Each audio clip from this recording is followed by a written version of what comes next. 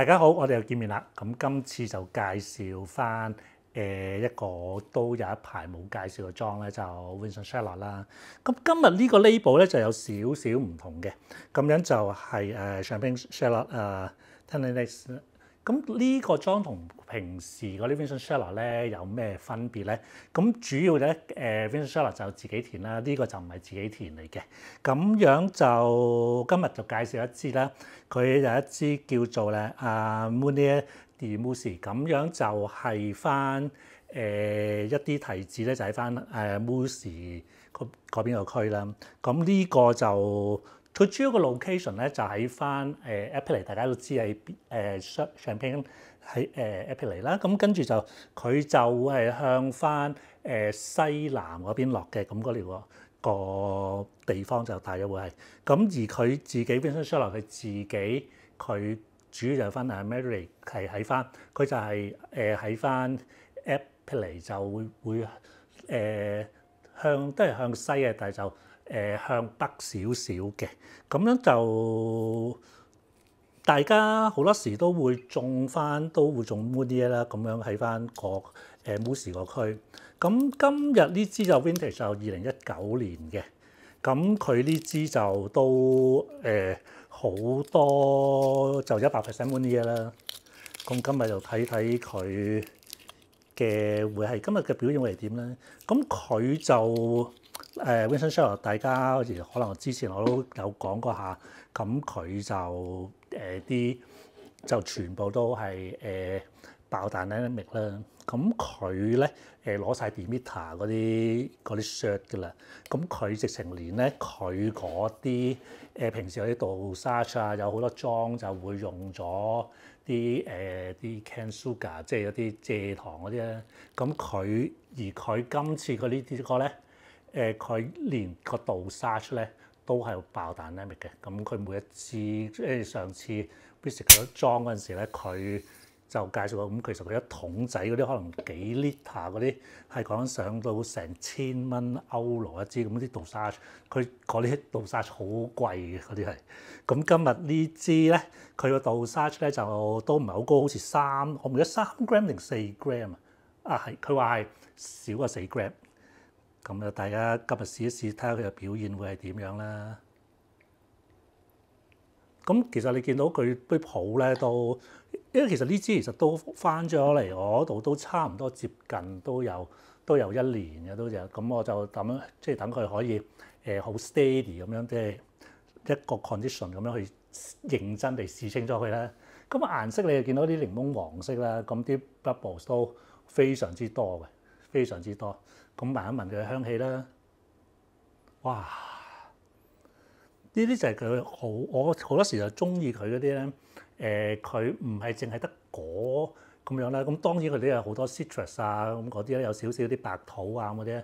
但係佢伴隨後邊咧，你就會有一啲好野性嗰啲你感覺到啲即係有少少嗰啲好似啲亂草啊，即係雜草叢生嗰啲。你見到好 glassy 嗰啲。呢啲其實就有一啲好吸引嘅香味啊！即係你又唔會好似平時你飲到嗰啲香檳啊，因為尤其是啲好多啲 grower champagne，佢做到咧淨係得啲好多爆果啊，好多果嘅。咁佢就唔淨止果嘅，咁佢果咧，你會變除有好多啲野草啊、野花啊，有少少啲禾稈草啊。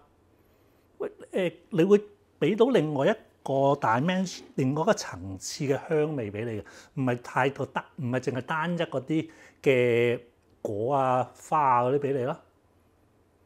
咁你仲會跟住聞到有少少濕石頭啊，但係濕石頭佢又唔係好多嘅。咁你會感覺到成支酒其實你會覺得佢好，你都感覺到佢好天然。其實你又覺得好似喺好似喺個花園，喺一個野生嘅花園啊咁嗰度喺度行過。非常非常之舒服嘅，你係會感覺到。咁而家我哋落口試一試啊！你會感覺到咧，佢嘅酸度咧，佢唔係一啲好高酸嘅，但係個酸度係足夠俾你。咁同埋佢酸度咧，你感覺到其實好柔和，好 blend in 嘅。你成個你一日諗落口咧，你唔會好多時有啲酸度好 sharp 啊，好似戒你個喉嚨咁樣。你而家你呢個感覺到，你係覺得落口咧，你係好舒服咁樣，而你吞落去嗰陣時，哇！你真係覺得哇順，好似一嚿好似一匹布，一匹都唔係布啊，一匹好似啲絲綢咁樣咧，順住咁慢慢流落去你個喉嚨嗰度，你感覺到係好舒服、好潤滑嘅，你感覺成個感覺你係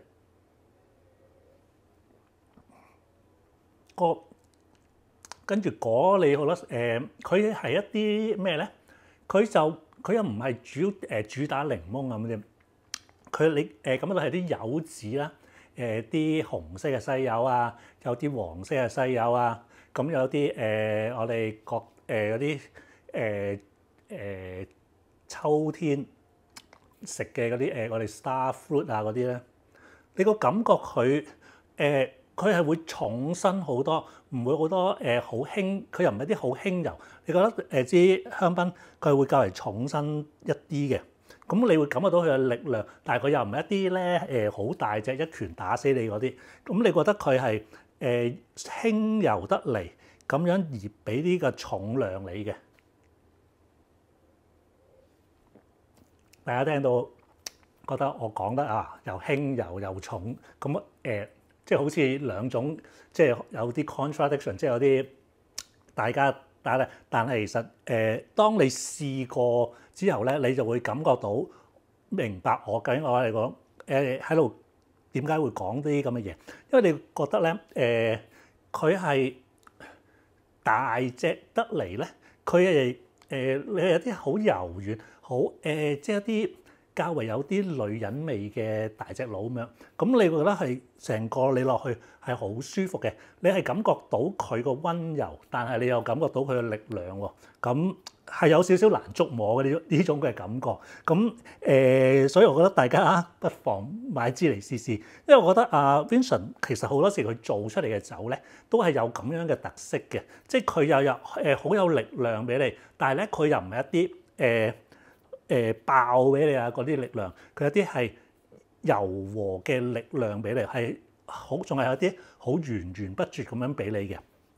咁所以我都係，所以我先至咁喜歡佢Vincent 佢啲酒，因為佢同另外好多 maker 做酒嘅 style 咧都幾有唔同嘅，好有性格嘅。咁今日嘅分享差唔多啦。咁嗱，其實我再講多少少啦。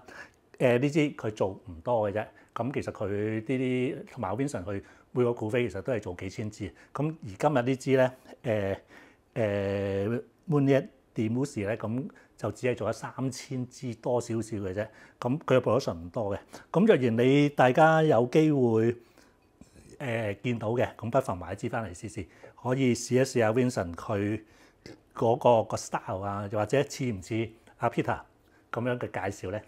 今日分享差唔多啦，多謝大家。